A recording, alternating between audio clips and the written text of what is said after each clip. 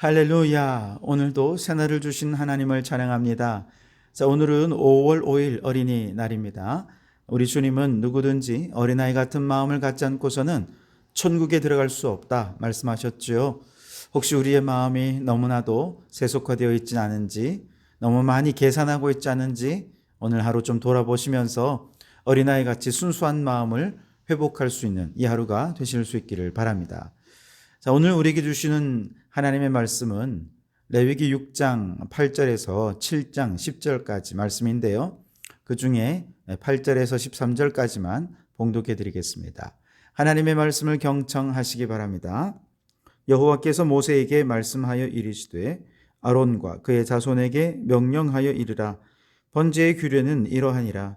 번제물은 아침까지 제단 위에 있는 석쇠 위에 두고 제단의 불이 그 위에서 꺼지지 않게 할 것이요, 제사장은 세마포 긴 옷을 입고 세마포 속 바지로 하체를 가리고 제단 위에서 불태운 번제의 재를 가져다가 제단 곁에 두고 그 옷을 벗고 다른 옷을 입고 그 재를 진영 바깥 정결한 곳으로 가져갈 것이요, 제단 위의 불은 항상 피워 꺼지지 않게 할지니 제사장은 아침마다 나무를 그 위에 태우고 번제물을 그 위에 버려놓고 화목제의 기름을 그 위에서 불사를 찌며 불은 끊임없이 제단 위에 피워 꺼지지 않게 할지니라. 아멘. 자, 오늘도 이 말씀을 통해 우리에게 주시는 하나님의 음성을 듣게 되기를 바랍니다. 이스라엘의 5대 제사에 대해서 지금까지 살펴보았는데요. 오늘은 앞서 소개했던 각 5개의 제사에 대해 미처 다 설명하지 못했던 규례들을 좀 더 보충해서 기록한 내용입니다. 그 내용을 좀 더 구체적으로 생각해 본다면 우선 번제의 보충 규례인데요. 9절에는 번제물은 아침까지 제단 위에 있는 석쇠 위에 두고 제단의 불이 그 위에서 꺼지지 않게 하라라고 명령하셨습니다. 10절에는 제사장은 긴 세마포 옷을 입고 속바지로 하체를 가린 후에 번제의 재를 가져다가 제단 곁에 두라고 말씀하셨고요. 11절에는 이제 이 재를 진영 바깥으로 가져 나갈 때는 세마포 옷을 벗고 평상복으로 갈아입으라고 말씀하셨습니다. 12절 13절에서 제단 위에 불은 항상 피워 꺼지지 않게 하라라고 하는 말씀을 다시 한 번 더 강조하고 있죠. 자, 그 가운데 10절과 11절 말씀만 좀 생각해 보면 제사장은 수시로 번제단에 있는 번제의 재를 거두어서 진 바깥에 있는 정결한 곳에 버려야 했습니다. 왜냐하면 번제단 위에는 항상 희생 제물을 태우기 위해서 수시로 그렇게 제물이 계속 불타고 있거든요. 그렇기 때문에 이것은 계속 재가 아래로 떨어지고 이 재를 밑에 있는 것을 치워주지 않으면 재가 계속 높이 쌓여가기 때문에 공기가 통하지 않게 되어서 결국 불이 꺼질 수밖에 없는 그런 상태가 되고 맙니다. 자, 바로 이 사실을 통해서 우리는 중요한 영적 교훈 한 가지를 깨닫게 되는데요. 그것은 바로 성도들의 신앙생활에도 영적인 죄를 수시로 버리지 않으면 하나님과의 관계가 제대로 통하지 않고 믿음의 불이 점점 꺼질 수밖에 없다라고 하는 것을 말해주고 있습니다. 그러면 성도의 신앙생활에서 이렇게 믿음의 불을 꺼지게 하는 그 죄는 무엇을 말하는 걸까요? 바로 죄악을 말하는 것입니다. 죄악이 성도들의 삶에 계속해서 쌓이면 어느 때부턴가 하나님과의 관계가 멀어져서 믿음이 완전히 식어버리는 상태가 되어버리고 만다는 것이죠. 하나님은 거룩하시기 때문에 당연히 죄악을 행하는 사람과는 멀어질 수밖에 없습니다. 그렇게 하나님과의 관계가 멀어지다 보면 믿음도 약화될 수밖에 없는 것이죠. 여러분, 물고기가 물을 떠나면 어떻게 될까요? 죽을 수밖에 없겠죠. 사람도 그 생명의 근원인 하나님에게서 멀어지면 영원한 죽음에 이르게 될 것입니다. 그러니 우리 안에 영적인 죄, 곧 죄악이 쌓이지 않도록 끊임없이 시시때때로 하나님 앞에 나와 우리의 모든 죄를 회개하고 그렇게 회개의 영으로 충만하여서 날마다 거룩하고 성결하게 하나님께 향기로운 삶을 올려드리는 우리 성도들이 되실 수 있기를 주님의 이름으로 축원합니다. 두 번째는 소재의 보충 규례인데요. 14절에 보시면 소재의 경우는 제사장이 유향을 첨가한 고운 기름 가루 한 움큼을 기념물로 단위에서 불살라 여호와께 드리라 말씀하셨고요. 16절에는 기념물 이외에 나머지는 누룩을 넣지 말고 회막들에서 먹어라 말씀하셨습니다. 17절에는 소재물에 누룩을 넣지 말라고 거듭 강조하셨고, 이 화제물 중에 기념물을 제외한 나머지는 제사장의 몫으로 주라고 말씀하셨습니다.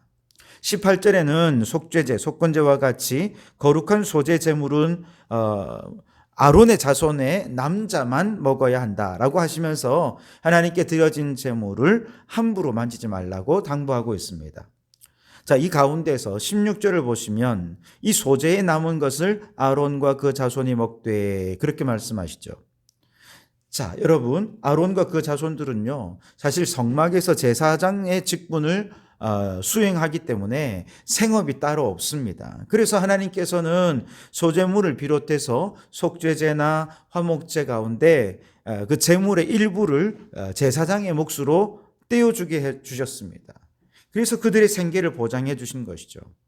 다시 말하면 하나님의 일을 위해 헌신한 자들 하나님께서는 반드시 그들의 생계와 삶의 필요들을 채워 주신다, 책임져 주신다라고 하는 뜻입니다. 이처럼 하나님께서 책임져 주시는 사람은 단지 아론과 그 자손들에게만이 아닙니다. 누구든지 하나님의 일을 위해 헌신한다면 하나님께서는 결코 그들의 삶을 외면하지 않으십니다. 필요한 것들을 반드시 책임져 주시고 채워 주시는 것이죠. 마태복음 6장 33절에도 먼저 그의 나라와 그의 의를 구하라, 그리하면 이 모든 것을 너희에게 더하시리라 말씀하셨습니다. 하나님을 위해 헌신하게 되면 모든 필요는 하나님이 채워 주십니다. 우리가 이런 놀라운 하나님의 은혜를 깨닫는다면 하나님의 일을 위해 헌신하는 거 두려워하지 않게 될 것입니다. 그러나 하나님의 일에 헌신한다는 건 결코 쉬운 일이 아니지요. 예를 들어 성전을 건축한다든지 해외나 국내에 선교사를 파송한다든지 여러 가지 일을 계획할 때에도 참 경제적인 문제를 고려하지 않을 수가 없습니다. 그래서 참 고민이 될 때가 많죠. 그러나 여러분, 하나님은 성도들이 하나님의 일을 위해 헌신하는 것 때문에 손해보는 거 결코 원치 않으십니다. 오히려 성도들이 하나님을 위해 헌신할 때 더 풍성하고 더 부요한 삶을 누릴 수 있기를 원하시는 것입니다. 그러니 여러분, 하나님을 위해 두려움 없이 헌신하십시오. 하나님께서 모든 필요들을 우리가 생각하거나 우리가 기대하는 것에 넘치도록 채워주실 줄 믿습니다.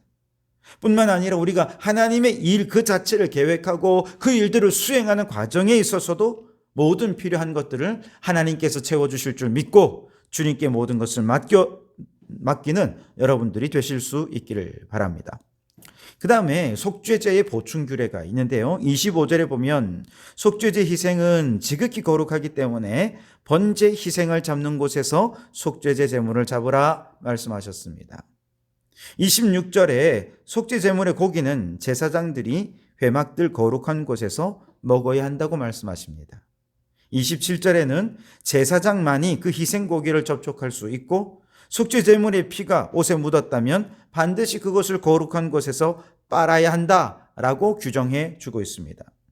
28절에는 희생 고기를 삶은 그릇이 톡이라면 깨뜨리고 육이라면 물에 깨끗이 있었어야 한다라고 말씀하고 있고요. 29절에는 족장이나 평민의 속죄제의 경우 드려진 희생의 고기는 제사장과 그 아들들만 먹을 수 있다고 거듭 밝히고 있고요. 30절에는 제사장이나 회중의 속죄제라면 희생의 고기는 먹을 수 없도록 완전히 불살라야 한다, 그렇게 규정을 하고 있습니다.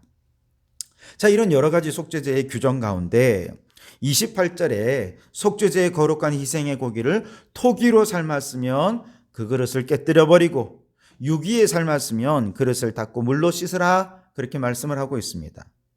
이것은 혹시라도 거룩한 희생고기가 그 그릇에 남아서 부패하게 되면 하나님의 거룩하심이 훼손되지 않겠습니까? 이를 방지하기 위해서 그릇을 깨끗이 씻거나 아니면 아예 그릇을 깨뜨려 버리도록 한 것입니다. 자, 여기서 우리는 오늘날 이 세상 속에서 교회가 취해야 할 중요한 원칙 한 가지를 발견할 수 있습니다. 그것은 거룩하신 하나님의 교회는 어떤 일이 있어도 세상과 혼합되어서는 안 된다는 것입니다. 여러분, 교회가 무엇입니까? 교회는 그리스도의 몸입니다. 그런 교회 안에 세속적인 것이 들어와서 거룩하신 주님의 몸을 더럽힌다면 그거야말로 하나님께 불충한 죄가 아니겠습니까? 그러니 교회 안에 세상의 것, 타락한 세상의 문화가 들어오지 못하도록 철저히 막아설 수 있어야 할 것입니다. 요즘은요, 남손교회가 모이면 집사님들과 성도들이 술을 마시며 친교하는 교회도 있다라는 이야기를 들었습니다. 깜짝 놀랐습니다. 교회마저 술이 없으면 친교가 안 되나? 너무 황당했습니다. 교회가 얼마나 세속화되었는지를 단적으로 보여주는 예인 것이죠. 여러분, 왜 교회는 거룩하고 모범적인 그리스도인의 매력적인 친교 문화를 새롭게 만들어내지 못하고 이렇게 세상을 따라가야 하는 것입니까? 그 옛날 안디옥 교회는요, 모일 때마다 예배하고 유무상통하는 성도의 교제가 있었고 세상에 없는 거룩하고 아름다운 새로운 친교 문화를 만들어 보여주었습니다. 그랬더니 세상 사람들이 안디옥 교회 성도들을 보면서 그리스도인, 즉 그리스도를 따르는 사람들, 또다시 말해서 참 독특하지만 매력적인 거룩한 새 문화를 가진 사람들이라는 의미로 그리스도인이라는 별명을 붙여준 것이었죠. 그러니 여러분, 세속적인 문화가 교회 안에 들어오지 못하도록 여러분 작은 것 하나라도 다 씻어내고 정결케 되는 그런 우리 교회가 될 수 있길 바랍니다. 마지막으로 속건제의 보충교례가 있습니다. 7장 1절 2절에 보시면 속건제는 지극히 거룩하기에 번제의 희생을 잡는 곳에서 잡는데 그 피를 단 사면에 뿌리라, 그렇게 말씀하십니다. 3절에서 5절에는 모든 기름을 콩팥과 함께 불살라서 여호와께 화제로 드리라는 명령이 있습니다. 자, 이러한 속건제의 규례 가운데 우리가 좀 특히 주목해 볼 것은 피를 뿌리라라는 의미입니다. 속죄제의 경우는요, 그 제물의 피를 손가락에 찍어서 제단 뿔에 바르거나 혹은 그 남은 피를 번제단 밑에 쏟으라 그랬습니다. 그런데 속건제는요, 제단 사방에 뿌리라 그랬습니다. 여기서 그 피를 뿌린다라고 하는 것은 곧 죽음을 선포한다라는 의미가 있습니다. 피는 생명인데 생명인 피를 뿌리는 것은 곧 죽음을 선포하는 것이죠. 희생의 제물에 피를 뿌리면서 속건제를 드리는 사람이 하나님 앞에서 자신의 죽음을 선포하는 이런 고백적인 의미가 피 뿌림에 담겨져 있는 것입니다. 이와 같은 자신의 죽음에 대한 고백은 오늘날 모든 성도들의 고백이 되어야 할 줄 믿습니다. 모든 성도는 그리스도를 희생제물로 삼아 하나님께 자신의 죄를 사함받고자 속건제를 드리는 사람들입니다. 그래서 그리스도께서 자신의 피를 흘리시고 죽으실 때 우리 자신도 하나님 앞에서 그 피가 뿌려진 자, 즉 그 죽음이 선포된 자이어야 하는 것이죠.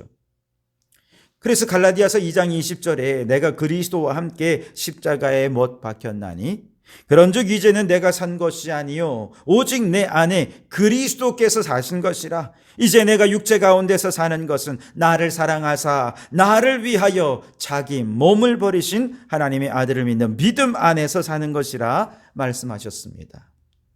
여러분, 그리스도 안에서 나는 죽고 그리스도께서 나를 통해 사시는 것, 이것이 그리스도인의 삶의 모습인 줄 믿습니다. 그러니 여러분, 속건제의 피를 뿌리는 것처럼 나의 옛자아의 죽음을 선포하시고 주님이 나를 통해 사시며 주님의 뜻을 이루는 성도들의 삶이 되시기를 주님의 이름으로 축원합니다. 기도하겠습니다. 오 주님, 죄악에 제가 쌓이지 않도록 늘 회개의 영으로 충만한 저희들이 되게 해 주시옵소서. 먼저 하나님을 위해 헌신하는 자에게 모든 삶의 필요를 채우시는 놀라운 주님의 은혜를 경험하게 해 주시옵소서. 그리스도의 몸된 교회가 세속화의 문화를 씻어내고 세상에 없는 거룩한 문화로 세상을 변화시키는 영향력 있는 교회가 되게 해 주시옵소서. 속건제의 피 뿌림으로 옛자아는 죽고 그리스도 안에 새 삶을 얻어서 오직 주님의 뜻을 이루는 자로 살게 해 주시옵소서. 예수님 이름으로 기도하옵나이다. 아멘.